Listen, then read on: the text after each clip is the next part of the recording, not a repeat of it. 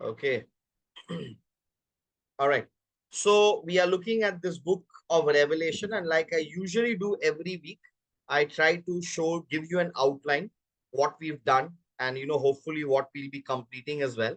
So here is what we've covered so far. So when you look at the book of Revelation, the first three chapters is basically Christ's message to the churches, right?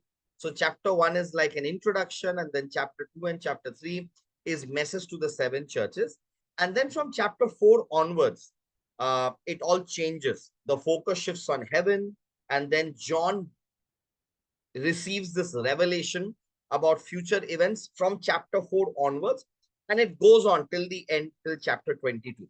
But most of Revelation, starting from chapter 4, going on till chapter 19, is talking about this 7-year tribulation period, which is the thick red line. Okay. So that is the total 7-year tribulation period. There is a mid-tribulation period. That means there are events happening in the first 3.5 years. And after the mid-tribulation, there are events happening in the second 3.5 years as well. So total 7-year tribulation.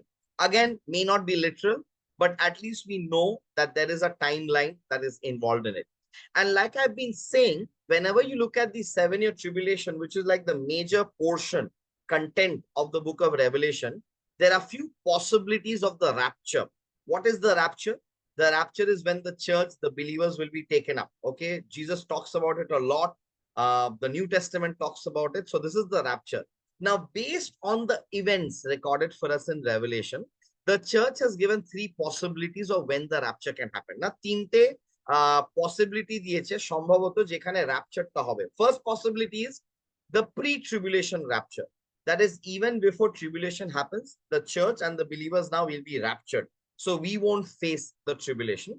The other possibility is the mid-tribulation rapture. And the final possibility is the post-tribulation rapture. Okay. All the three views have biblical accounts, have biblical references, like we've already seen for the pre-tribulation and the mid-tribulation rapture. The post-tribulation rapture, we will look at it next week, but understand that the post-tribulation rapture is the least popular in the Christian circle or within the church. Okay. So historically, there are a very few people who support the post-tribulation rapture. Most feel that rapture will be either before the tribulation or in the middle of the tribulation. Okay. Though the majority feel it will be in the beginning of the tribulation, but good for us to understand all three views as well. Now, in the first half, the first 3.5 years, we see there's the seal judgment where the Antichrist is introduced, the beast, the trumpet judgment, and then the bowl judgment. So throughout the 7-year tribulation, there are these three judgments from God: seal judgment, trumpet judgment, bowl judgment. We just concluded bowl judgment last week, and I had said that how it will be such a severe judgment. And basically, the Antichrist will manage to show that God is the villain. People will be angry with God, and that's how they will make him like the leader of the world, and he will rebel against God along with the nations. Okay. In the first half, with the seal judgment and the trumpet judgment, we have the ministry of the two witnesses and 144,000 Jews and multitude of Gentiles get saved. So in the beginning of the tribulation, a lot of them get saved. Okay. In the midst of God's judgment, and God will protect his people. The judgment will only be on those who rebel against God, not on his people. So his people will be protected. Then possibility of a mid-tribulation rapture. And then you go into the second part. What happens in the second half of the tribulation? Antichrist becomes powerful. Satan is thrown down to the earth. And then the false prophet is introduced. So the three, the unholy trinity, become very, very prominent in the second part. Okay, in the first part, Antichrist is only introduced. He doesn't become powerful. Only mid-tribulation, Antichrist becomes powerful because Satan is thrown down to the earth. And then we saw how 666 will be introduced. That is the Antichrist trying to control world economy. Okay. So you and I don't need to fear about this number 666 because it will only happen in the second part of the tribulation. Now let's look at chapter 17 and see what we can learn from chapter 17 and chapter 18. Revelation chapter 17 verses 1 to 6. One of the seven angels who had the seven bowls came and said to me. So this is after the bowl judgment. Okay. Now the bowl judgment will happen, during this time also, when chapter 17 is recorded, chapter 18 is recorded. So that's when the bowl judgment will go on happening. But because of John's vision, he writes it as if it's happening after that. Okay, so these are visions. One of the seven angels who had the seven bowls came and said to me, "Come, I will show you the punishment of the great prostitute who sits by many waters. With her, the kings of the earth committed adultery, and the inhabitants of the earth were intoxicated with the wine of her adulteries." Then the angel carried me away in the spirit into a wilderness. There I saw a woman sitting on a scarlet beast that was covered with blasphemous names and had 7 heads and 10 horns. Okay, we will again see the 7 heads and 10 horns. The woman was dressed in purple and scarlet and was glittering with gold, precious stones, and pearls. She held a golden cup in her hand, filled with abominable things and the filth of her adulteries. The name written on her forehead was a mystery: Babylon the Great, the mother of prostitutes and of the abominations of the earth. I saw that the woman was drunk with the blood of God's holy people, the blood of those who bore testimony to Jesus. When I saw her, I was greatly astonished. So now the angel is showing John this vision. What is the vision? Understand, there is a woman, there is the beast. The beast is the Antichrist. And then there are all of these blasphemous names, right? And you have the 7 heads, the 10 horns. So the woman is riding the beast, that is the Antichrist. Again, symbolic language. Please do not think that there'll be a literal woman riding a literal beast. Not like that. It's symbolic. So this woman is riding the beast, which is the Antichrist. And then there's the 7 heads and the 10 horns that the beast has. Okay. Now, this woman is identified as Babylon the Great. Why Babylon? Okay, it's not literally the city Babylon, but why is this woman connected with Babylon? Okay, now these are some possible explanations. Why the name Babylon? Number one, the city of Babylon was located at the site of the Tower of Babel. So Genesis 11 records for us the Tower of Babel, where basically first time humans want to reach God. They want to become like God, right? So they want to build and they want to rebel against God. So that is the first time they are building this tower and they wanted to reach heaven. And then, God says, this can't go on. So he kind of basically changes the languages. So it's one language becomes multiple languages. So the Babylon city was actually located at the site of the Tower of Babel. So basically, it's already symbolical of everything that is rebellious against God. But there are other things also regarding this name Babylon. Why Babylon? The resurrection cults originated here. So understand that God's plan for human salvation, God had already planned it right when Adam and Eve sinned, right? It was already planned. The fall, the sin, the salvation, everything was already planned. And so Satan, in a way, was aware of God's plan, right? So what happened is right from the beginning, even before Jesus came to earth, Satan already started to work within world cultures and he started spreading this resurrection cult. Okay. In the Bible, in Genesis chapter 1, there is a man by the name of Nimrod. He was a hunter. That's what Genesis chapter 10, verses 8 to 12 says. And the Bible says he was a hunter unto the Lord. Okay. So basically, Nimrod is the one who's considered to be the first hunter warrior who basically develops a developed city that was Babylon. So Nimrod is the one who does that. His wife, Semiramis, and son Tammuz. So what happens is after Nimrod dies, Semiramis, his wife, starts something called the resurrection cult. What she says that her son Tammuz died and rose again. Okay, so then that is where the false resurrection cult started. And that is the reason if you type on Google and if you talk about resurrection cults, a lot of people who are against Christianity, against the resurrection of Jesus Christ say that Jesus's resurrection is nothing new. Resurrection cults have always originated as far as, this Babylon time, right? When Semiramis and Tammuz were alive, that is when the resurrection cult started. People love the concept of resurrection, so there is nothing new about resurrection. But we need to understand that these are all fake, counterfeit.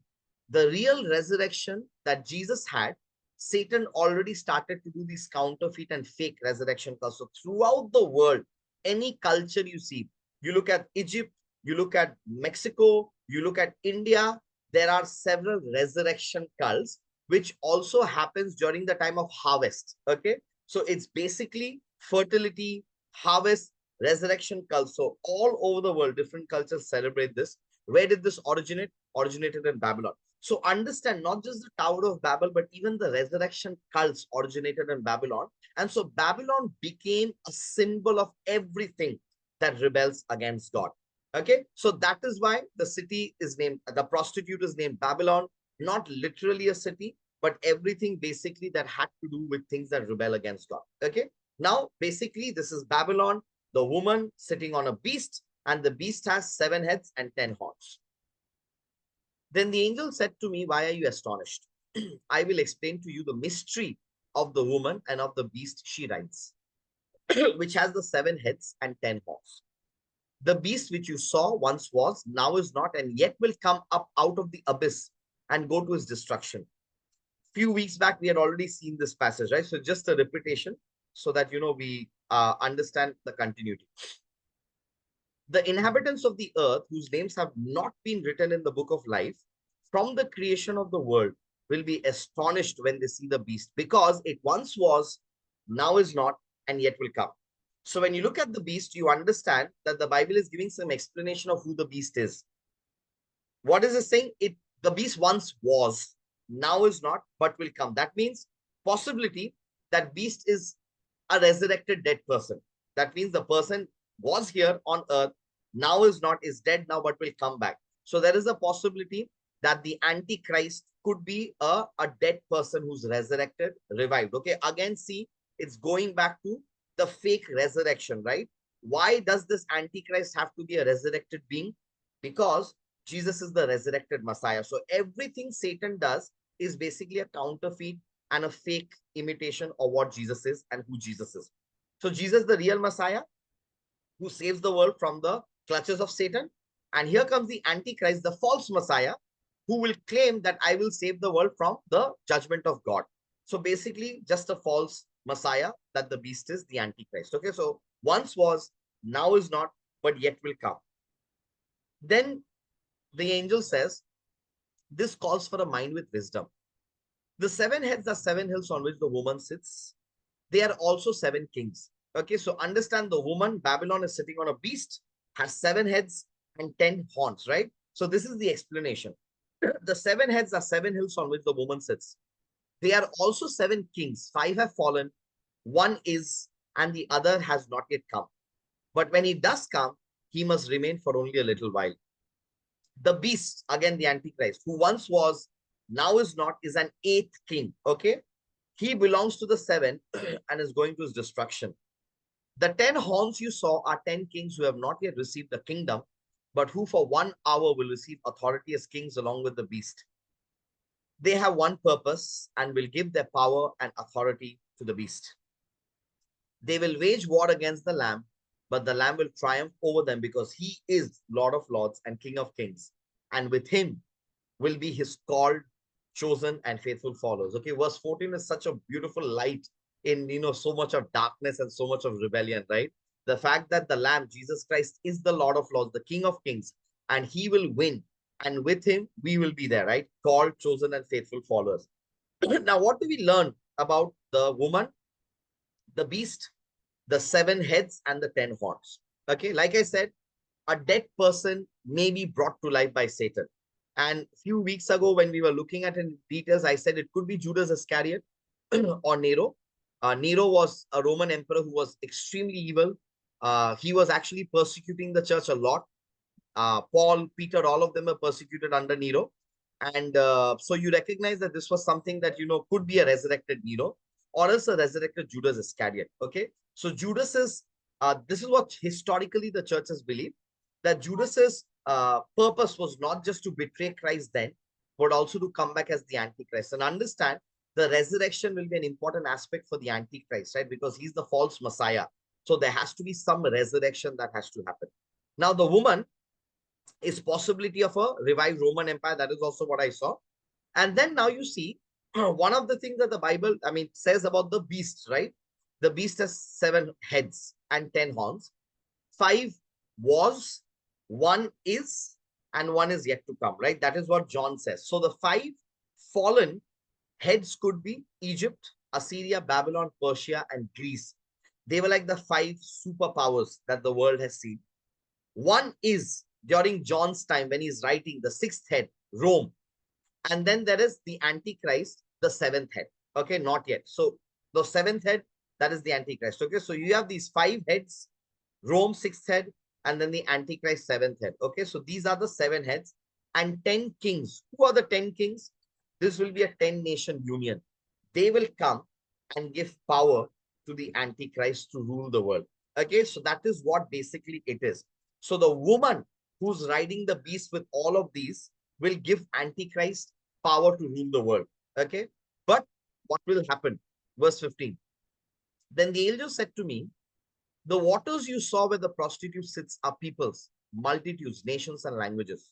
Okay. So this woman represents everything, so that she's over nations. She's above people, multitudes. So very powerful woman. Okay.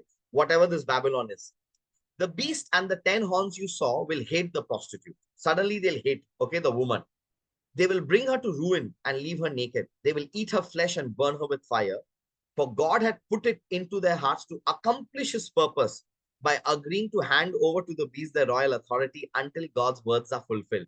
The woman you saw is the great city that rules over the kings of the earth. It's amazing how everything that even the Antichrist thinks is doing is basically God permitting it, and it's all according to God's purpose, okay? Because the end is drawing near. Now, what is this? The beast, the Antichrist, the woman being, attacked by the beast because the woman was riding the beast, right? It almost seemed that the woman, Babylon, was in control of the beast, okay? The beast was doing everything that the woman wanted. Now, suddenly, the beast and the 10 horns go against the woman. What does it mean? It means that this is the destruction of the world's religious system. Okay? The world's religious system will be completely destroyed. So in chapter 17, Babylon is representing the world's religious system. Okay, that is what is there in chapter 17. So what is happening is the world's religious system, along with the 10 horns or the 10 kings, will give a lot of power to the Antichrist. Okay, and then the Antichrist will become like the religious leader of the world. But what will happen? The Antichrist, which is the beast, will use the world's religious system to gain control and power, right? And we all know that religion is such a strong determining factor, right? Religion has so much of influence on people that people do anything in the name of religion. And so when you look at chapter 17, this woman called Babylon riding on a beast, you recognize that it is talking about the world's religious system. Okay. The Antichrist will use the system to gain control and power. But once he becomes powerful, he will destroy the world's religious system because it will try to control him, right? So as long as the woman was giving power to the beast was quiet. But the moment the woman and the 10 union nation give the ultimate power to the beast, the Antichrist, what will he do? He will just kill the woman, devour the woman, and that is what the Bible says. That is, he will basically destroy the world's religious system and talk about a one world religion. Okay, so all religious systems will be shattered. There will only be a one world religion, and the Antichrist will be the god of that religion and will have to be worshipped.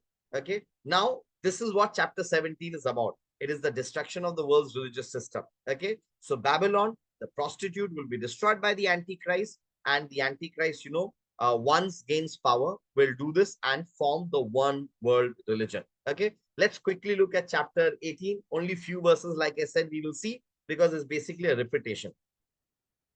After this, I saw another angel coming down from heaven. He had great authority, and the earth was illuminated by his splendor.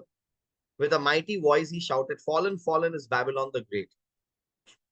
She has become a dwelling for demons. Again, Babylon is coming, even in chapter 18. Okay. And a horn of every impure spirit, a horn for every unclean bird, a horn for every unclean and detestable animals. For all the nations have drunk the maddening wine of her adulteries. The kings of the earth committed adultery with her, and the merchants of the earth grew rich from her excessive luxury. So now here, Babylon is, some other description is given, which is different from chapter 17. So in chapter 17, Babylon represented the world's religious system. In chapter 18, Babylon is representing something totally different. Okay. And again, why is the name Babylon used? Because understand, Babylon was considered to be one of the richest country the world has ever seen, right? They had like some real development. And that is how, again, in chapter 18 also, this is connected with Babylon. Then I heard another voice from heaven say, come out of her, my people, so that you will not share in her sins, so that you will not receive any of her plagues. For her sins are piled up to heaven, and God has remembered her crimes. Give back to her as she has given. Pay her back double for what she has done. Pour her a double portion from her own cup. Give her as much torment and grief as the glory and luxury she gave herself. In her heart she boasts, I sit enthroned as queen. I'm not a widow. I will never mourn. Therefore, in one day her plagues will overtake her, death, mourning, and famine. She will be consumed by fire, for mighty is the Lord God who judges her. When the kings of the earth who committed adultery with her and shared her luxury see the smoke of her burning, they will weep and mourn over her. And then in verse 22, then a mighty angel picked up a boulder the size of a large millstone and threw it into the sea and said, with such violence, the great city of Babylon will be thrown down, never to be found again. What is Babylon in chapter 18? See, chapter 18, Babylon is talking, is about luxury, about glory, about business, about all of that. Okay. So in chapter 18, it is the destruction of the world's economic system. Okay. So here, Babylon is representing the world's economic system. So in the second half of the tribulation, okay, two very significant things will happen. One, the religious system will be destroyed. Two, the economic system will be destroyed. So 666, that became like the world economic system, God will just destroy it. Okay. Destruction of the world's economic system. The religious system will be destroyed by the Antichrist because of his ambition. And then the economic system will be destroyed by God because of his judgment. Okay, so in the second half of the tribulation, two major destruction. Religious system will be destroyed and the economic system will be destroyed. And Babylon will disappear forever. Huh? That's what the angel says in verse 21, never to be found again. So everything that rebelled against God, religion, money, everything completely destroyed, they will disappear forever. And that is where this chapter leads us to chapter 19, where we will actually see the battle, the final battle of Armageddon. Okay, that we'll see when we come back next week. Okay, so this is what we've seen today. Okay, the second half of the tribulation. The first, at least you now know. Second half of the tribulation, what will happen? 666 will be introduced to control the world economy. Destruction of the world's religious system will happen. Antichrist will propose a one religion of the world. He will be the God and everybody has to worship him. And then there's also the destruction of the world's economic system. So that is what will happen in the second half of the tribulation. Okay, very terrible times, worse than the first half will be the second half of the tribulation. Okay, but our hope is that either in the middle of the tribulation or even before the tribulation starts, the rapture will already happen, because that is what the churches believe. Next week, when we come back, we will look at the Battle of Armageddon, but we will also see the some small group that feel that the rapture will happen at this point of time, after the destruction of the world's religious system and the economic system. And why do they say it? Because God tells that, no, to the people, come out of her, right? We just read that today. God is telling her people that my people just come out of her so that you don't face the plagues. Okay, so that means it may happen at this point of time. Okay, the post-tribulation rapture. Okay, so this is basically what we've covered so far, and that is what we'll do for today. Pastor Bhagirathi will facilitate the discussion now, and I'll give the time over to him. Okay, thank you, Pastor Nilo.